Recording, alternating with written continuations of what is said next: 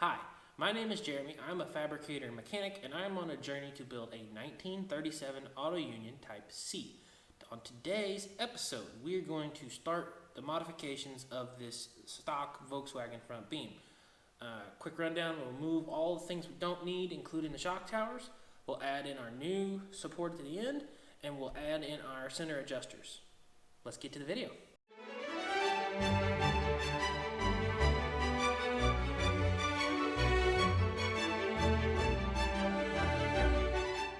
So first things we're going to do is clean off all of this just grime and nastiness.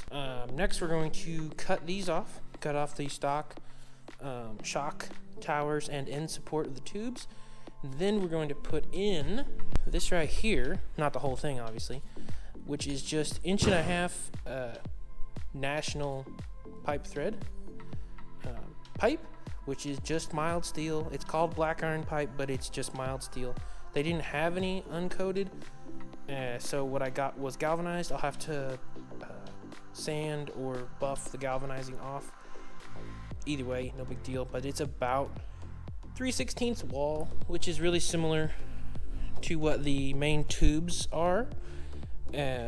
So this will go in here, and then there will be a 3-inch tube put across, probably over to this first joint, with a kind of a faux bracket here to look as much like the originals as possible. Since the originals, this tube is part of the frame, and then the whole outer assembly, there is no top tube. The whole outer assembly bolts on with a big 5-bolt flange. I'll put a picture, as you can see. This whole assembly bolts on with a big 5-bolt flange right about here, so we'll have to make one that looks similar to that, and then extend these grease nipples out to the new 3-inch tube. The hard part will be making this look as close to the original as possible. So up here we'll have to add something that looks like a friction shock and some stuff like that. Luckily, the bulk of the suspension out here looks very similar because the same guy designed them. So thank you, Dr. Porsche. But all this will be getting rid of, and this will be very similar to the Formula V stuff that goes on down in Australia. They get rid of these and they put in a oval shaped tube, same kind of idea as this, except it's an oval tube that runs between the two main tubes, because they don't use any of this junk either. They have a push rod suspension inside the body of the car. So I will probably leave all these. I'll probably do what the Baja kids do and weld these all the way around for strength. First, let's get this cleaned up.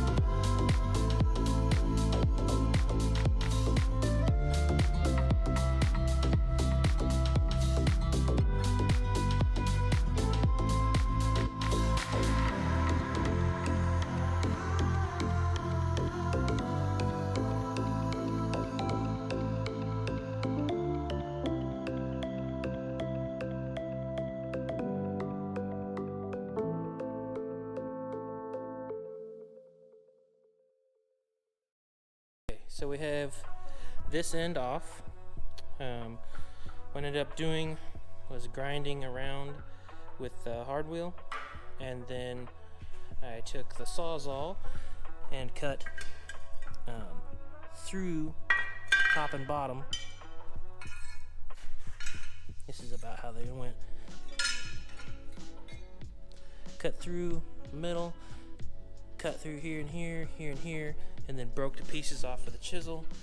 Ground the rest of the welds off fairly close, again with the hard wheel. You got to be cautious because these are very aggressive and you can leave idiot marks very easily. This tube looks great. The bottom one has some pretty deep pitting. However, I think it's still fine strength wise. The main portion of the actual bushing or needle bearing is out beyond the rust, and I will be putting in a large, this guy will be going out really close to the end, which is much tighter than the originals. This had me a little worried, but I think it'll be fine.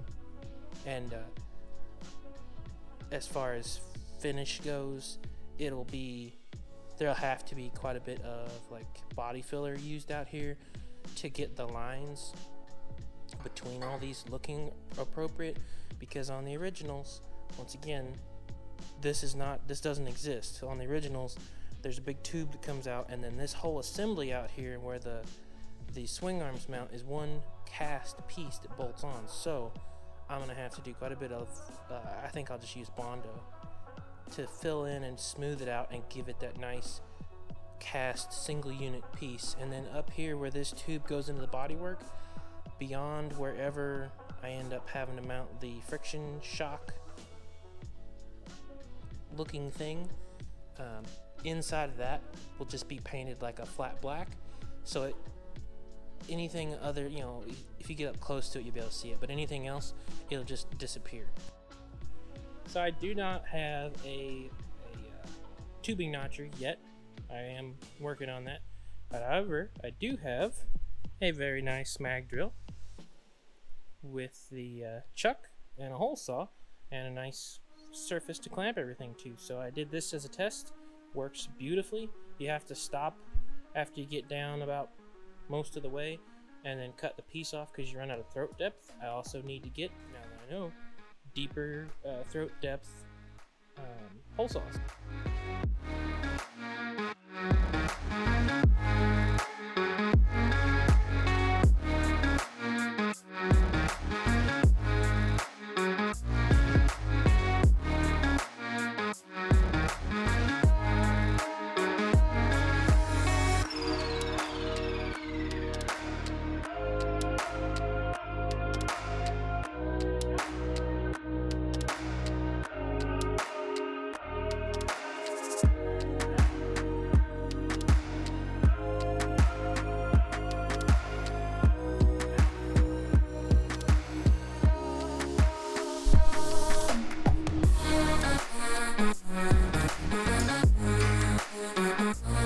That. So here's my choices for tubing. I have a piece of 3-inch just standard aluminized exhaust pipe, and then I have this drive shaft which I think is 3.5 inch, and it is a little bit on the large side. 3-inch would match the original. Here's what the original looks like. You can see it comes out 5 bolts. And it doesn't stick out of the body very far. If I match 3 inches, this will look appropriate. However, the car is going to be 110% scale.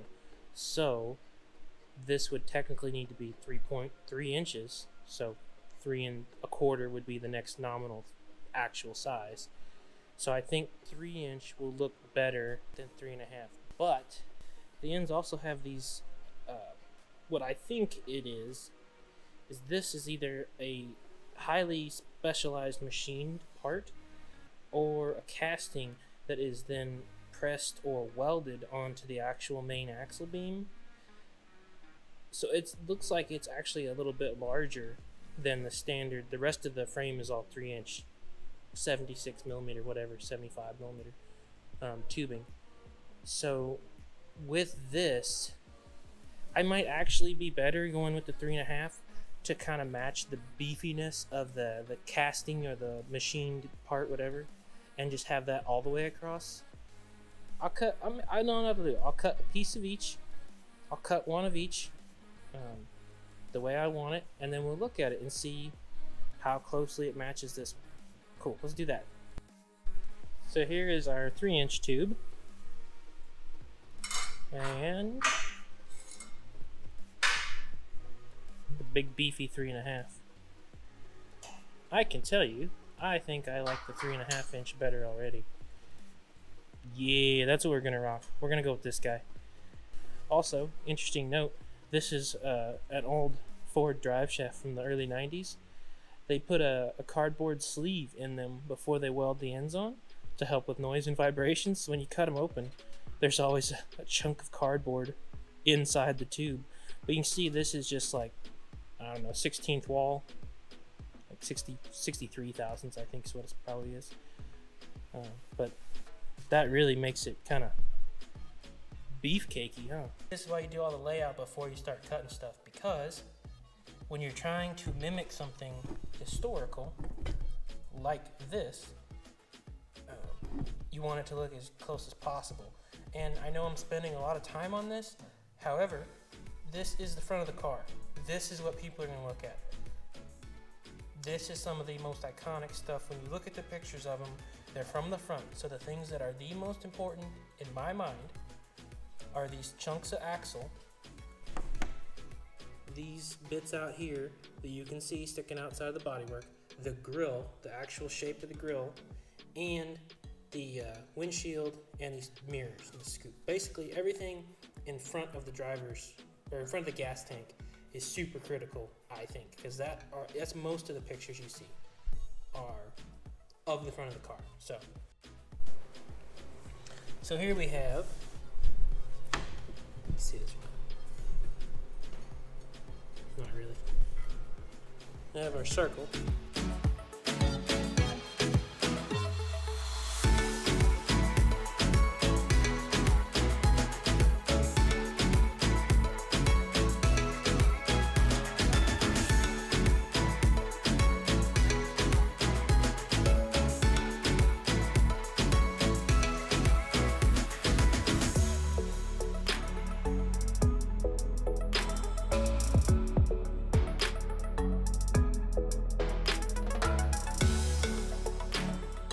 Will sit in the car like that.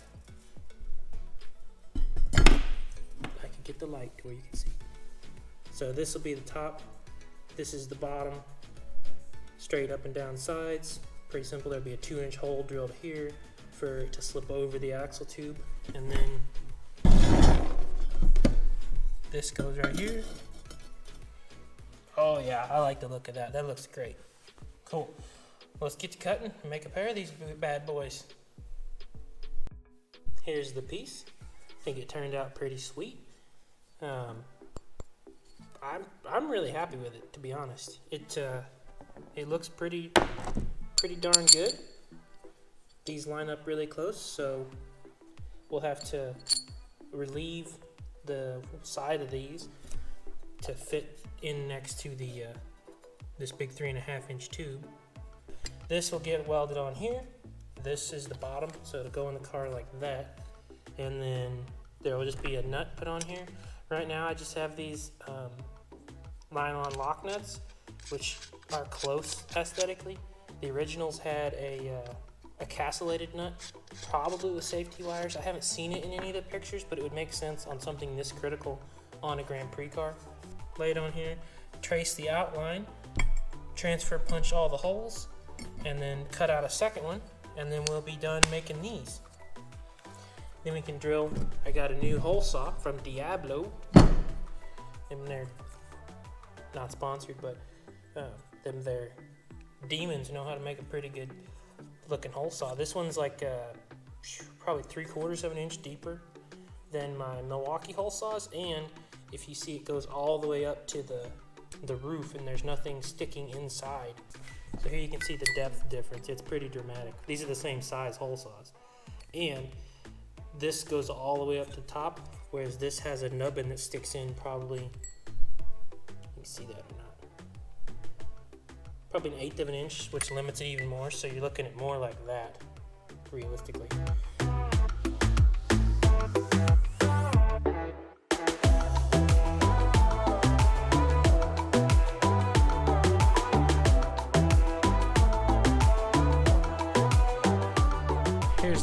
setup for drilling these. Kind of janky, but it's clamped in there pretty tight. 2 pretty good sized hose clamps, C-clamps, and then the magnet is on as well.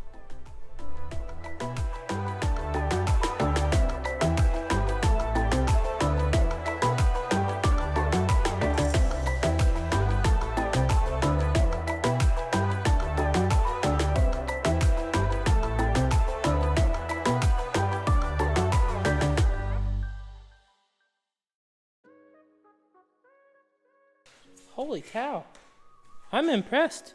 This thing is freaking ultra beefcake. This thing has more torque than the drill press. Like, legitimately. Magnets off.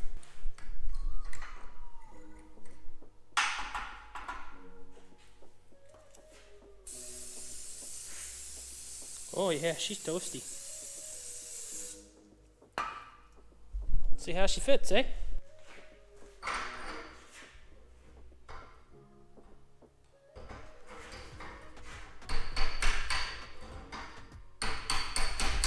She'll drive on. Dang, that looks cool. We're getting there. That looks nice. So we'll have to make sure that this is pointed straight at this tube, because this is the top. And then this will go right up against here, right there. So this will be in, this piece will be in here somewhere. Man, I like the way that looks. That's cool. So what I'm doing here is I've ground all the slag off, and I'm preheating it because I have to weld this very thin wall material to this like 1/2 inch thick plate. So what's going to happen is I'm going to get that nice and hot, and then we're going to run a fairly small bead around here all the way around, and then we will pop it over and drive it onto the axle, making sure that it's clocked right, of course.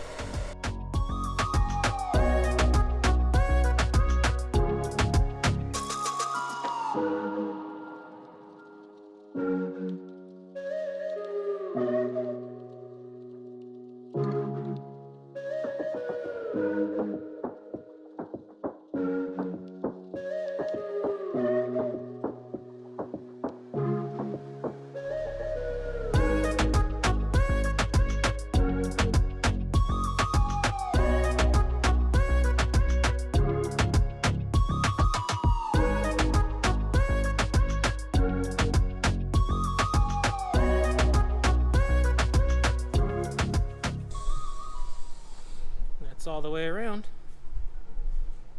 I must say that looks really nice. I really like that aesthetic.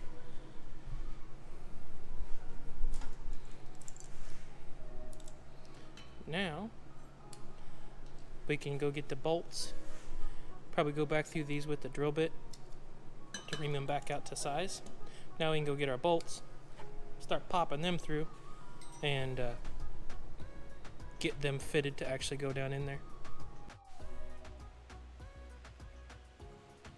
So we got it all welded up. Looks really accurate, I think. I really love the way this turned out. Like, that looks so close. Like, that looks so close to the original. With the way these are rounded and kind of stick out a little bit. Like, because the original, this was a casting, right? And this was a stud, so it had to have some place to be threaded in and mounted. Man, that turned out better than I was even hoping it would.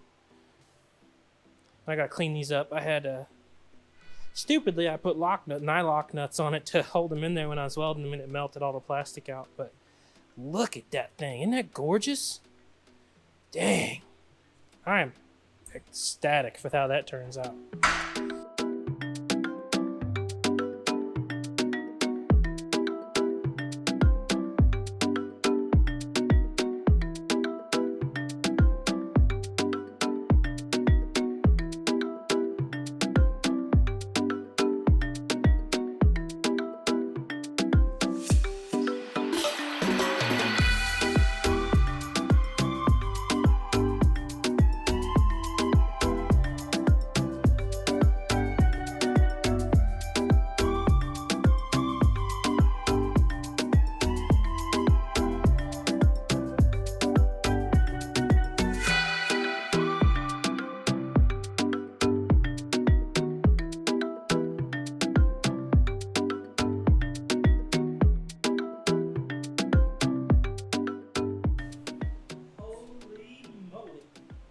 Look at that, kids. Look at that, we have an auto union axle. Look at that, that looks beautiful. Well, this one side is done. I just threw on a quick coat of primer and tossed the junk arms that still have the holes drilled in the end, just to get a kind of a visual of what it'll look like once it's actually painted silver. And I will probably try to find some castle nuts, like I said earlier, make those look better. But I really like the contrast of the black nut on the silver, like the original cars had. And these are the old original seals, but same thing, so you can see the black contrast. And then the only thing left really to do is to put the friction shock, the fake friction shock, right about here somewhere. Probably here. About here, because it needs to be just inside of this. So it'll probably be right about here. And then do this side. But I like this because you can see just how much went into this one simple part of the car. So that's going to do it for this video. I'll go ahead and do the other side and all that off camera. And then the spicy part that I'm going to have to do is, this measures like 34 inches across. And I'm going to have to widen it about 8 inches. About 6 or 7 inches. 6 to 8 inches, somewhere in there. Because of me scaling the car up. This is already too small for the original car. This is too narrow for the original auto union. So I'm gonna have to widen it a bit, which means what I'll have to do is I'll have to get 4 sets of front spring packs, and then basically have a set of adjusters here and here. That way, because you can't get you can get the springs shorter already, but you can't get them longer. So I'll get some of the standard length ones and then just grind the notches, cut the notches in for the adjuster on the end. So we'll have an adjuster, which is a pain right in the ass, but I don't really see any other way to do it. I need to be able to adjust ride height. So I'm guessing what I'll do is I'll work that out later. But for now, look at this. It is so close to the original, it's almost frightening, really. I'm so happy, and I'll probably add some filler in here and around, over here to give it that kind of humpty look of the original. But overall, stoked. But that's it for this video. I will bring you back for the next one.